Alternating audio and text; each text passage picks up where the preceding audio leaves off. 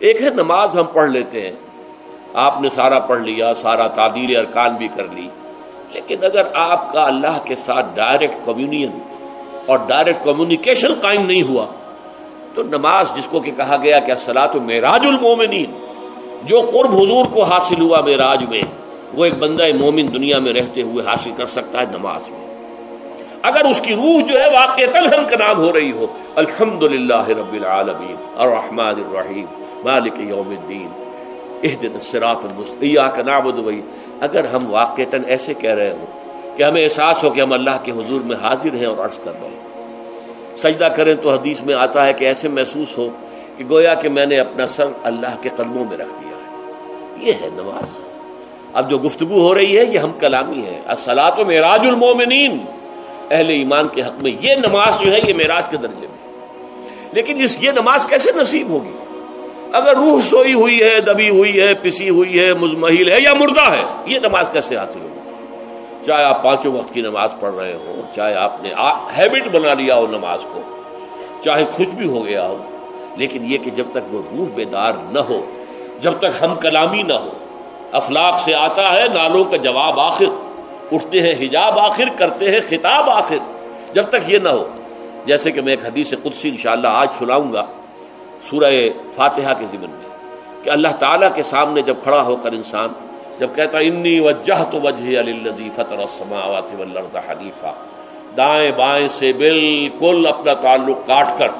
میں نے اپنا رخ کر لیا ہے اس اللہ کی طرف جس نے آسمانوں اور زمین کو پیدا کیا۔ اب یہ توجہ وجہ تو اگر یہ تو ہے چہرہ تو ہم نے کر دیا خانہ کعبہ کی طرف، اندر سے ہماری روح متوجہ نہیں ہوئی، وہ سوئی پڑی، اسے پتہ ہی کچھ نہیں کہ کیا ہو رہا ہے، تو اس صورت میں وہ کیا ہے؟ ظاہری بات تو پوری ہو گئی، نماز کا ثواب ہو جائے گا، فرض کی ادائیگی کا ثواب مل جائے گا، لیکن وہ اصل نماز تو حاصل نہیں ہوتی۔ یہ ہے وہ بات کہ وَإِذَا سَأَلَكَ عِبَادِي عَنِّي فَإِنِّي قَرِيبٌ، اے نبی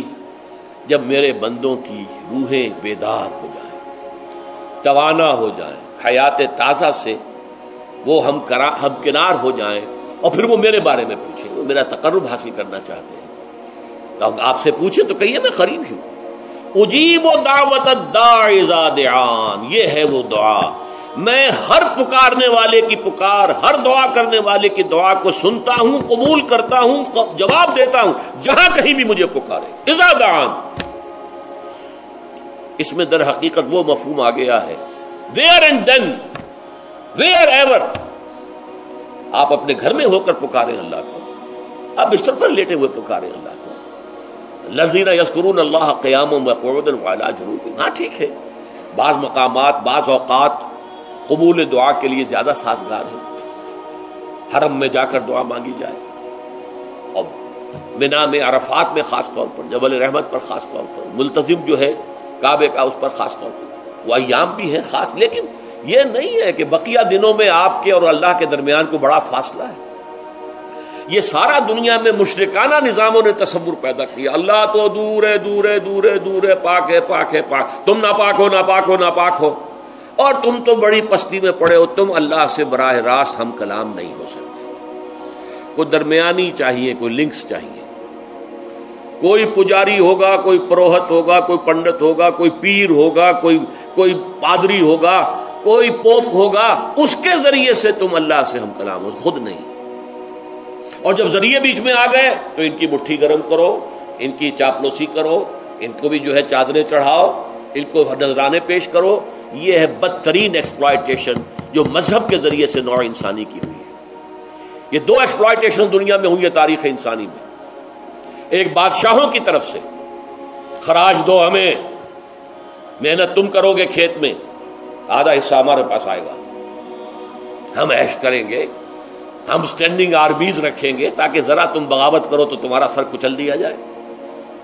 یہ ایکسپلائٹیشن بدترین، مانگنے والا گدا ہے، صدقہ مانگے یا خراج۔ دوسری طرف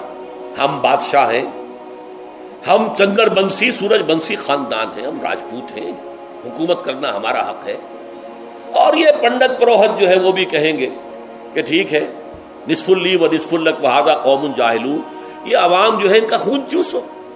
ہمیں یہ نذرانے پیش کریں، بتوں کو آ کے چڑھاوے چڑھائیں اور تمہیں خراج دیں اور ٹیکس دیں۔ They are to be exploited, exploit ہو. اسلام نے آ کر دونوں کا خاتمہ کیا. کوئی ملوکیت نہیں. زکوٰۃ ہے تو غربا کے لیے، بادشاہ کے لیے نہیں ہے، یہ تو غربا کے لیے، لہذا کوئی ٹیکس نہیں. نمبر 2، اللہ سے ہم کلام ہونے کے لیے کسی دربان، کسی جو ہے پہرے دار کی مٹھی گرم کرنے کی ضرورت نہیں. جب چاہو ہم کلام ہو جاؤ. دل کے آئینے میں ہے تصویر یار، جب ذرا گردن جھکائی دیکھ لی. یہ تو تم ہماری طرف متوجہ نہیں ہوتے، ہم تو ہر وقت کہتے ہیں، ہر شب کو آخری لمحات جو ہیں، آخری جو گھنٹے ہیں رات کے، سمائے دنیا تک ہم نزول فرما لیتے ہیں تمہارے لیے. اور پکارنے والا پکارتا ہے، حل من مستغفر فاغفر له، ہے کوئی استغفار کرنے والا کہ میں اسے بخش دوں. حل من سائل فاعطیہ، ہے کوئی مانگنے والا کہ میں اسے عطا کروں. تم ہی سوئے رہتے ہو، انٹا غفیر رہتے ہو، تمہیں ہماری طرف توجہ نہیں ہے. اگر ہماری طرف متوجہ ہو جاؤ تو جیسے کہ اقبال نے کہا کہ میرے لیے یہ دربان جو ہے، پیران کلیسا کو کلیسا سے اٹھا دو. کیوں خالق و مخلوق میں حائل رہے پردے،